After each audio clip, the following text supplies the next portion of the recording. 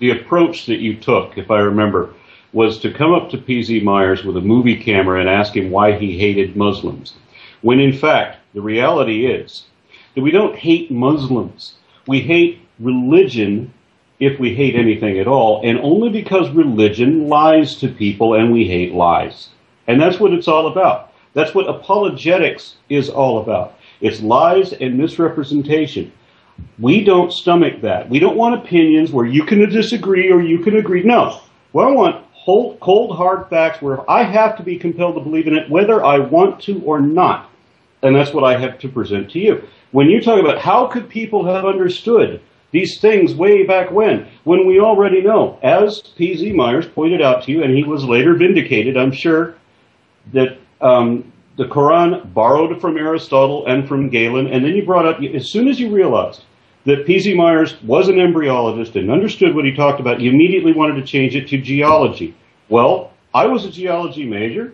Okay, so let's go to geology. You said that isostasis was in the Quran. How could they know that mountains have roots in them and that their purpose is to stop earthquakes? When in fact, the Quran describes the world as being spread out by a map, and mountains are dropped on top of it like carpet pegs, or more appropriately, like paperweights.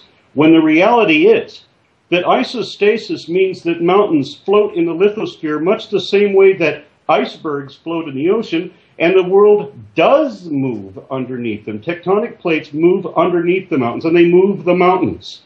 And so that analogy was completely wrong. So then you were asked, why is it that Muhammad was wrong while you were asking, how could he have known these great truths? He didn't know any great truths. The book was wrong. The interpretation was wrong. The assumption was wrong. Okay, to respond to that, essentially the first thing about the copying of Aristotle, there is absolutely no convincing historical evidence that the Prophet Muhammad, peace and blessing upon him, actually copied from Aristotle. I actually went to the library and I read... Would you like me to read the evidence that does? I actually read Aristotle. I went the next day with my friend and we went to the library and we went to the... Just a second, Hamza. Aaron is claiming that he has evidence, so let's hear what he's got to say. Go for it, yeah. I've got a reference in here. It'll take me just a moment to find it. Okay, and can I thank the rationalist for his patience? We will come to you as soon as... Okay. And King Scorb, I probably should just refer you to the video. The last caller that was just on did a video where he shows this particular passage and a number of others from Galen, and also refers to the scholars that were trained in Hellenic science in Persia, who were then assigned to Muhammad either by the Shah or I forget where the other one came. Oh yeah, it was the local physician who was trained himself in Persia and then had Muhammad refer people to him. So it was obviously very familiar with people that were versed in Hellenic science. And Aristotle was writing this in 350 BC. That was 1,000 years before the Quran. So how could you not say, since they say identical things, that one did not borrow from the other? One was well known for a millennia before the other was wrote down. The Quran came second. The Quran adopted knowledge already widely held throughout the civilized world. It's not that the Quran is inimitable, it is that the Quran is an imitation. No, first and foremost, Aristotle, what did he say about how babies are formed? He said it was the semen mixed with the menstrual blood. Yes? Yes. Okay. He followed the same patterns as the Quran, which, by the way, the Quran doesn't say that. Wrong. That's the whole point. The Quran doesn't say that semen. The Quran doesn't say that the human starts as seminal fluid, ignoring completely the importance of the female ovum, which the authors of the Quran obviously didn't know anything about. I have a change. And correct me if I'm wrong, but the seminal fluid without a female ovum then turns into a clot of blood, which it isn't, and then becomes a skeleton, which it doesn't. And then the skeleton, subsequently, not simultaneously, is then closed in flesh. Whereas Adnan, your associate, wanted to say that it was happening at the same time, if the situation demands that you say it happens at the same time. There's never a point, though, where you can say, you know what, you're right. There's never a point where you can say, that's correct, this was an error, this needs to be corrected. Why? Because of something you said earlier today. It's a priori. I don't have a priori positions. That's the principal difference between us. I can be wrong, and if I am wrong, I want to know that I'm wrong. You have an a priori position. You cannot admit that you're wrong. And your cultural situation is much worse than mine, because I can admit that I'm wrong, and I will only gain more respect for admitting that I'm wrong. You may suffer a death sentence. Well, not in England. Oh, not in England. But somewhere else you might do. Well, unless you go where the EDL live. Anyway. Yeah, I looked up the bone over which he and Klingshore were chewing. I have to say that your interpretation and translation don't seem to hold a lot of water from my perspective. There's two nouns in... As a matter of interest, Almighty, can you just say exactly what you're referring to? Okay, well, in verses 5 through 7 of the surah that they mentioned, and I apologize, my Arabic is terrible. It says, Khulika, he is created, referring to the man, min, from, ma'in, water, dafikin, ejected. That now, the position and the conjugation suggests that dafikin is referring to the water, not to the man. Then it goes, yakhruju, coming forth, again referring to the water, min, from, baini, between, usulbi, the backbone, wal taraibi. That was just dreadful. Sorry, I apologize to every Arabic person in the world. The backbone and the ribs. Now you see the conjugation and the sentence position seems to imply that the ejected verb and the coming forth adverb are referring to the water, not to the man. And also, it needs to be pointed out that, you know, between the two interpretations, there's other external evidence that we can look at to see which is more likely. Now, in the case of the Greek, the early Greek medical minds, there's nearly an identical claim from them, so there's some similarity. But if you're going to say that the coming forth between the backbone and the ribs refers to the man as in the baby, well, the uterus of a pregnant woman isn't located between her backbone and ribs. It's below her ribs. So that can be confirmed with the naked eye. So I don't think that it's very consistent with the coming forth between the backbone and the ribs referring to the fetus at all. Can I answer that? Absolutely. First and foremost, grammatically, you could have both interpretations. It's not an issue.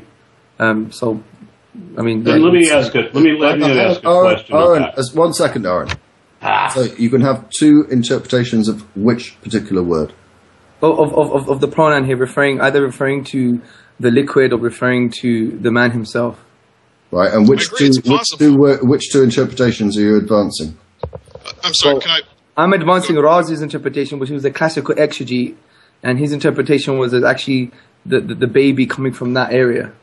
Do you see? So would it not have been possible for the author of this particular passage to have clarified so that we don't have to have this argument, so that Islam wouldn't have to endure the embarrassment of this ambiguity in this passage? Could this not have been improved? No, because that presumes that the Quran came here to teach us about physics, cosmology, science. It didn't. It came here to teach us... Truth, fact, reality. Yes, those things matter. But let me ask you a question. If you really know... This is an existential question, right? No, it's not. That's the whole point. This is not an existential question. This is a matter of fact. Okay. You either say something that is true, let me tell you matter of fact. Say something that is not true. The matter of fact... Go ahead. The matter of fact to me, when I want to go to science, I'll learn about science and I'll become a scientist and I'll basically explore the universe, and many Muslims in this country are physicists, they're cosmologists, etc. Now, when we go to the Quran, we say the first premise is that the Quran doesn't deny reality. It didn't here to explain fully physical reality in every single stage and every single specific instance. Okay. So the Quran is a book of signs, not a book of science. So it gives the value structure and the motivation and drive to worship God, to treat humanity in the best possible manner, to establish justice, etc., etc., etc. So to now assume that this book has to now tell us all the specific details, it's irrelevant. Any. I'll take any. I don't need all. I just need any. But Hamza, the problem. Hold on, Deep Dark, please. Wait, Aaron. The problem is. You still need to make. I'm sorry, Hamza, if I may. I do apologise. If I may. The fact is that you previously have stated that the Quran was inspired and did contain scientific knowledge. And now, when that knowledge that you claim exists is being examined, you seem to have shifted your position, and it has now been, well, that's not what the book was about. So, no, which is it? Does the Quran contain any scientific knowledge at all, or not? No. You have to understand what I said before. I said, and I did say, I retract my position the way I came across with Professor Myers, that all the specifics are in the Quran, which is not true, right? The underlying premise that I follow is the classical tradition, and the classical tradition says that the Quran doesn't deny reality.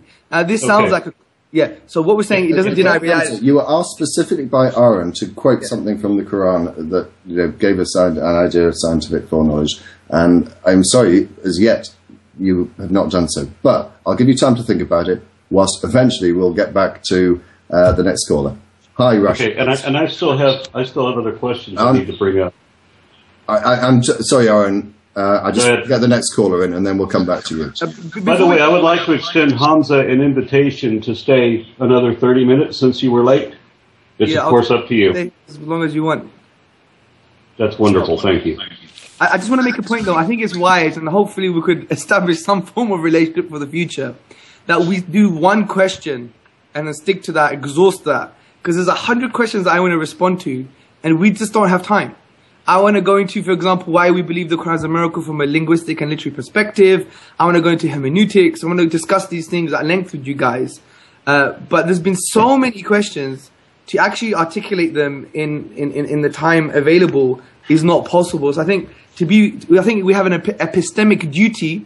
If we want to know the answer to these questions fully, then we should maybe have like 1-2 questions and then exhaust those and continue. Maybe for the future. Just to summarize. The format may be somewhat not to your liking, but Aaron, back to you. Okay. When we were talking about isostasi before, I mean, you were going on the embryology thing, and you said there's 2 different interpretations possible. The isostasi is not that way. Sure. Right. So the interpretation given for how they could have come up with this conclusion that you subsequently derived and certainly could not have read in prior to the discovery of plate tectonics, you accept now that your arguments for isostasi were incorrect. Yeah. Well, in light of what you said, I think my interpretation is probably an inaccurate interpretation, yeah. Thank you.